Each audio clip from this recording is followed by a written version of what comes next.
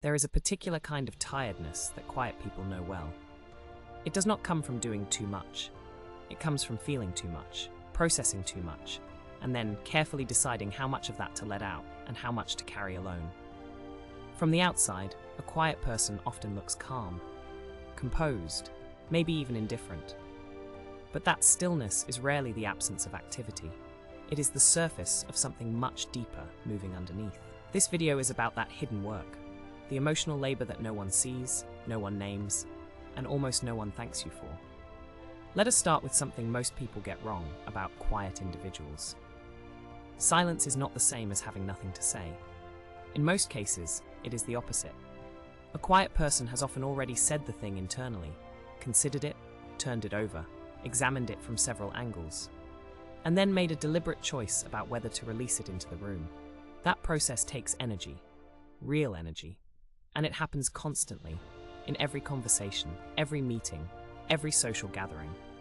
Carl Jung described introversion not as shyness or social fear, but as a particular direction of psychic energy. For introverts, that energy moves inward. The outer world is processed through an inner filter first.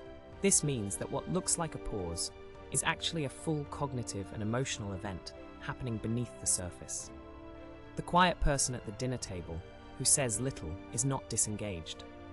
They are often the most engaged person there, tracking the emotional undercurrents, noticing the tension between two people across the table, registering the slight change in someone's tone, filing all of it away. They are doing interpretive work that most people around them are not even aware needs doing. Nietzsche wrote about the danger of the marketplace, not a physical place, but the noise of collective opinion, the pressure to perform, the demand to be loud in order to be taken seriously. He believed that the person who withdraws from that noise is not retreating from life. They are protecting something essential in themselves. There is a cost to that protection, though, and it is worth naming honestly. When you are the person who reads the room so that others do not have to, when you absorb the emotional atmosphere of a space and adjust yourself accordingly, when you hold back your own reaction so that a conversation does not escalate, you are doing labor, invisible labor, the kind that leaves you drained at the end of a day that looked, from the outside, like nothing particularly demanding happened. Psychologists sometimes call this emotional regulation on behalf of others. You are not just managing your own feelings. You are quietly managing the emotional temperature of the environment around you. And because you do it without announcement, without complaint, and often without even fully realizing you are doing it, no one around you knows it is happening. Here is where it becomes important to separate two things that often get confused: being quiet and being passive. Quiet people are frequently mistaken for passive people. They are not. Passivity is the absence of engagement. What quiet people practice is something closer to selective engagement, a deliberate choice about where to spend their attention and their words. That is not weakness, that is discipline. The Stoics understood this distinction deeply. Marcus Aurelius, writing privately in what we now know as the Meditations, was not a man who withdrew from the world. He was an emperor. He was surrounded by noise, politics, and the constant demands of power. And yet he returned again and again to the practice of inner examination, not to escape the world, but to meet it more clearly. His writing was never meant for an audience. It was the record of a man doing the quiet work of understanding himself so that he could act with integrity in a loud and complicated world. That is the model. Not silence as avoidance, silence as preparation. There is another layer to this that psychology has only recently begun to take seriously: the social mask. Most quiet people develop, over time, a version of themselves that is acceptable to the outside world, a version that speaks when expected, smiles at the right moments, performs enough sociability to avoid the questions. This is not dishonesty, it is adaptation, but it is also exhausting in a way that is difficult to explain to someone who has never had to do it.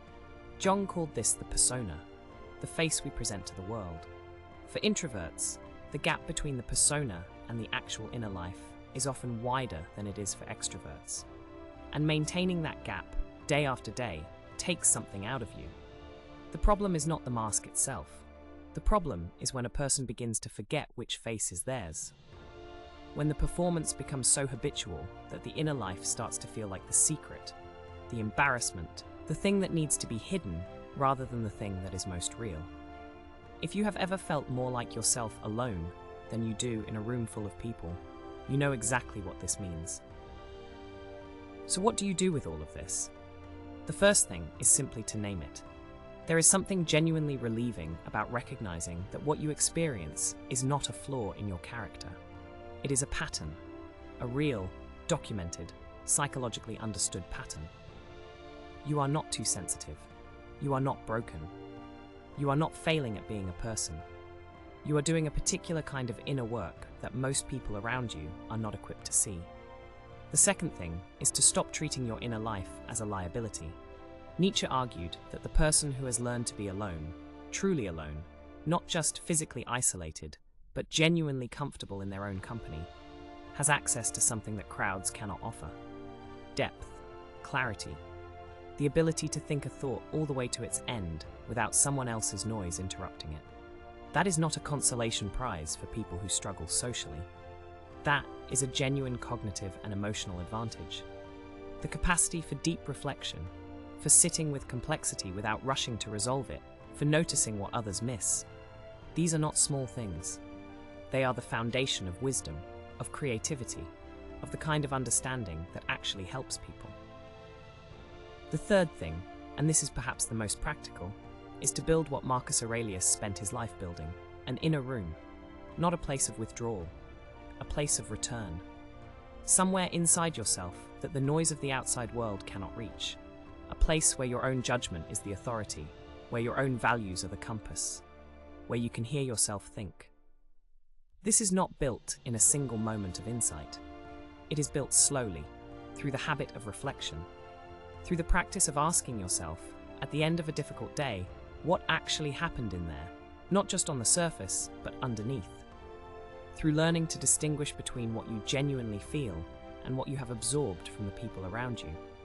It is built through solitude, not as punishment, not as loneliness, but as the deliberate choice to spend time with the one person whose company you will never be able to escape, yourself, and to make that company worth keeping. Quiet people are not people who have less to offer. They are people who have learned, often through years of being misread, that not everything worth knowing needs to be announced. The emotional labor is real. The exhaustion is real. The gap between the inner life and what the world sees is real. But so is the depth that comes from living that way. So is the clarity. So is the particular kind of strength that develops in a person who has spent years learning to be still while everything around them moves. You are not behind. You are not missing something. You are doing work that most people will never understand, and building something inside yourself that most people will never have. That is not nothing. That is everything. And if this spoke to a part of you that rarely gets heard, stay with that feeling for a moment. You are not broken because you feel deeply. You are only beginning to understand yourself. Subscribe to Inside the Labyrinth for more reflections on the hidden patterns of the human mind.